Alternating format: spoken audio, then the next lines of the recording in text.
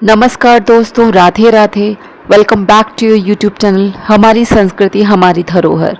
दोस्तों, आज के इस वीडियो में सावन सोमवार व्रत कथा बताई गई है, तो वीडियो को शुरू से लेकर अंत तक अवश्य देखिए। अब हाथ में अक्षत और पुष्प लेकर हमें सावन सोमवार व्रत कथा को पढ़ना अथवा सुनना चाहिए। श्रावण सोमवार व्रत कथा।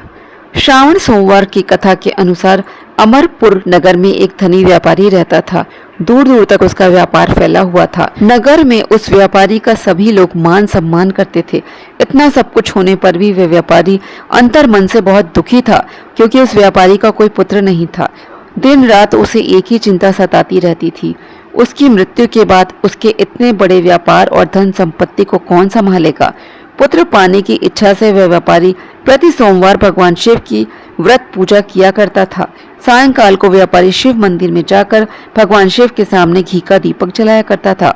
उस व्यापारी की भक्ति देखकर एक दिन पार्वती जी ने भगवान शिव से कहा, हे प्राणनाथ, वह व्यापारी आपका सच्चा भक्त है। कितने दिनों से यह सोमवार का व्रत और पूजा नियमित कर रहा है। भगवान आप इस व्यापारी की मनोकामना अवश्य पूर्ण करें।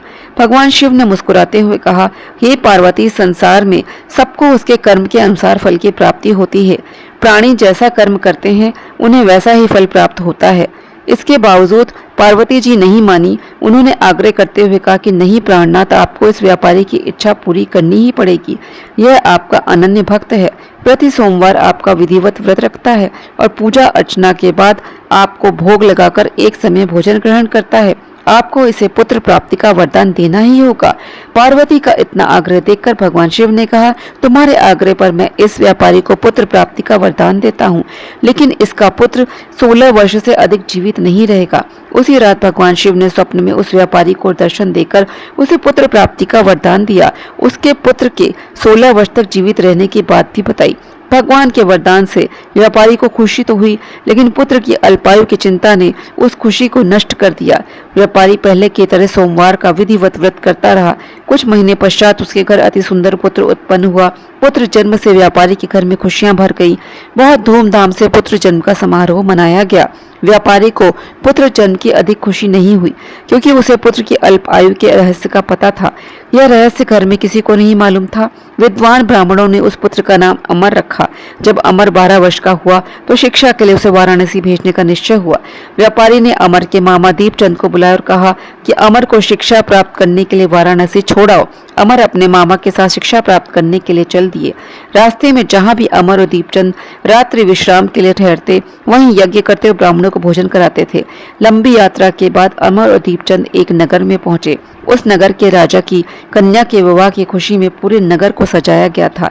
निश्चित समय पर बारात आ गई, किंतु वर का पिता अपने बेटे के एक आंख से काने होने के कारण बहुत चिंतित था। उसे इस बात का भय सता रहा था कि राजा को इस बात का पता चलने पर कहीं वह विवाह से इनकार न करते, इससे उसकी बदनामी होगी। वर के पिता ने अमर को देखा तो उसके मस्तिष्क में एक विचार आया। उसने सोचा, क्यों न इस लड़के को दूल्हा बनाकर राजकुमारी से विवाह करा दूं। विवाह के बाद इसको धन देकर विदा कर दूंगा और राजकुमारी को अपने नगर में ले जाऊंगा। वर के पिता ने इसी संबंध में अमर और दीपचंद से बात की। दीपचंद ने धन मिलने के लालच में वर के पिता की बात स्वीकार कर ली। अमर को दूल्हे के वस्त्र पहनाकर राजकुमारी चंद्रिका से विवाह करा दिया गया। राजा ने बहुत सा धन देकर राजकुमारी को विदा किया। अमर जब लौट रहा था तो सच नहीं छिपा सका और उसने राजकुमारी की ओढ़नी पर लिख दिया, राजकुमारी चंद्रिका, तुम्हारा विवाह तो मेरे साथ हुआ था। मैं तो वाराणसी में शिक्षा प्राप्त करने जा रहा हूँ। अब तुम्हें जिस नवयुवक की पत्नी बनना पड़ेगा वह कान्हा है। जब राजकुमारी ने अपनी ओढ़नी पर लिखा हुआ पढ़ा तो उसने काने लड़के के साथ जाने से इनकार कर दिया। राजा ने सब बातें जानकर राजकुमारी को महल में रख लिया। उधर अमर अपने मामा दीपचंद के साथ वाराणसी पहुंच गया। अमर ने गुरुकुल में पढ़ना शुरू कर दिया। जब अमर की आयु 16 वर्ष की पूरी हुई तो उसने एक यज्ञ किया। यज्ञ की समाप्ति पर ब्राह्मणों को भोजन कराया और खूब अन्न वस्त्र दान किए। रात को अमर अपने शयन कक्ष में सो गया। शिव के वरदान के अनुसार शयनावस्था में ही अमर के प्राण पखेरु उड़ गए। सूर्योदय पर मामा अमर को मृत देखकर रोने पीटने लगा। आसपास के लोग भी एकत्र होकर दुख प्रकट करने लगे। मामा के रोने विलाप करने के स्वर समीप से गुजरते हुए भगवान शिव और माता पार्वती ने भी सुने। पार्वती जी ने भगवान शिव से कहा, प्राणनाथ, मुझे इसके रोने के स्वर सहन नहीं हो रहे हैं, आप इस व्यक्ति के कष्ट को अवश्य दूर करें। भगवान शिव ने पार्वती जी के साथ अदृश्य रूप में समीप जाकर अमर को देखा तो पार्वती जी से बोले, पार्वती, यह तो उसी व्यापारी का पुत्र है। मैंने इसे 16 वर्ष की आयु का वरदान दिया था, इसकी आयु तो पूरी हो गई। पार्वती जी ने फिर भगवान शिव से निवेदन किया, हे प्राणनाथ, आप इस लड़के को जीवित करें, नहीं तो इसके माता पिता पुत्र की मृत्यु के कारण रो रो कर अपने प्राणों का त्याग कर देंगे। इस लड़के का पिता तो आपका परम भक्त है, वर्षों से सोमवार का व्रत करते हुए आपको भोग लगा रहा है। पार्वती के आग्रह करने पर भगवान शिव ने उस लड़के को जीवित होने का वरदान दिया और कुछ ही पल में वह जीवित होकर उठ बैठा। शिक्षा समाप्त करके अमर मामा के साथ अपने नगर की ओर चल दिया। दोनों चलते हुए उसी नगर में पहुंचे जहां अमर का विवाह हुआ था। उस नगर में भी अमर ने यज्ञ का आयोजन किया। समीप से गुजरते हुए नगर के राजा ने इस यज्ञ का आयोजन देखा। राजा ने अमर को तुरंत पहचान लिया। यज्ञ की समाप्ति होने पर राजा अमर और उसके मामा को महल में ले गया और कुछ दिन महल में रखकर बहुत सा धन वस्त्र देकर राजकुमारी के साथ विदा किया। रास्ते में सुरक्षा के लिए राजा ने बहुत से सैनिकों को भी साथ भेजा। दीपचंद ने नगर में पहुंचते ही एक दूत को घर भेजकर अपने आगमन की सूचना भेजी। अपने बेटे अमर के जीवित वापस घर लौटने की सूचना से व्यापारी बहुत प्रसन्न हुआ।